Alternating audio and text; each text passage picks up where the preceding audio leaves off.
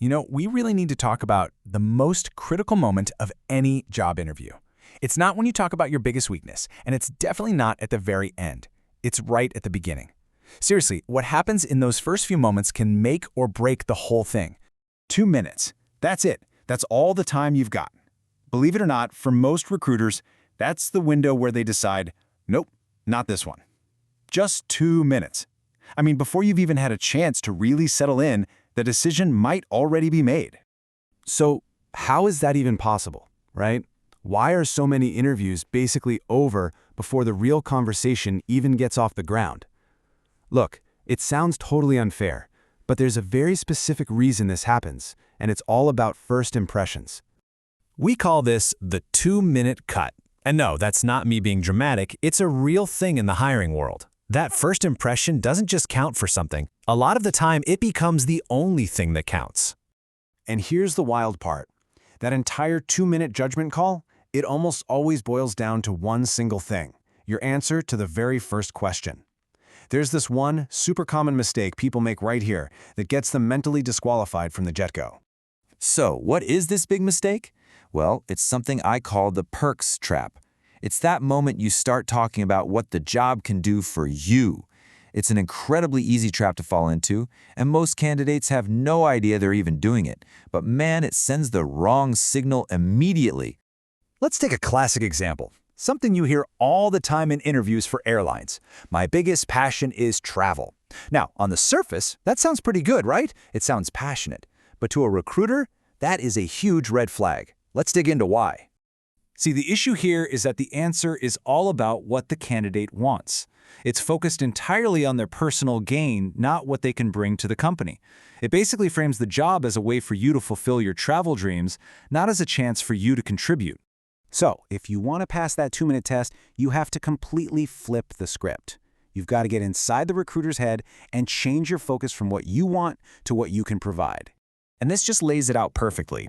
On the left, you've got the mistake, focusing on what you want, the perks, the travel, the personal benefit. But on the right, that's the solution, focusing on what you can provide, your actual skills, the value you bring to the team.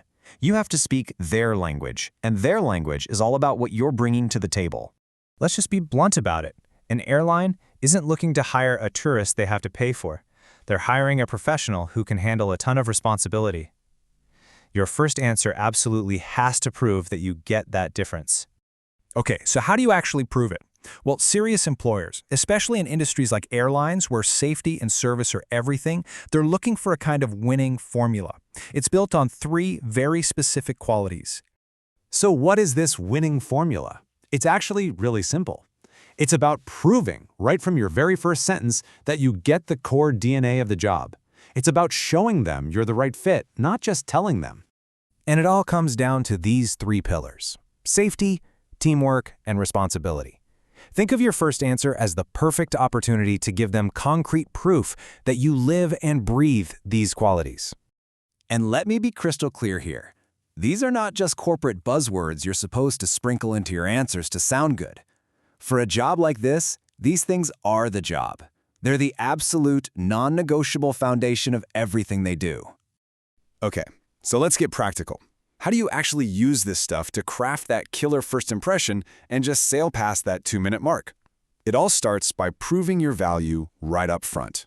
So here's the game plan. You need to treat your first answer like it's your first piece of evidence in court. Instead of gushing about your passion for travel, talk about a time your commitment to safety was really put to the test. Instead of saying you want to see the world, explain how you are a super reliable teammate under pressure. You've got to connect your real-world experience directly to their core values. When you boil it all down, it comes to this. Your #1 goal in those first 2 minutes is to communicate one thing above all else. You're here to contribute, not just to collect a paycheck and some cool perks. And that simple but powerful shift from what you can get to what you can give, that's the whole secret. That is how you pass the first 2 minutes.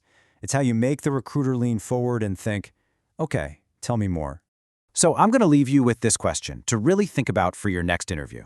Forget the perks for a second. When you sit down in that chair, what is the #1 skill? Is it safety, teamwork, or responsibility that you're going to prove right out of the gate?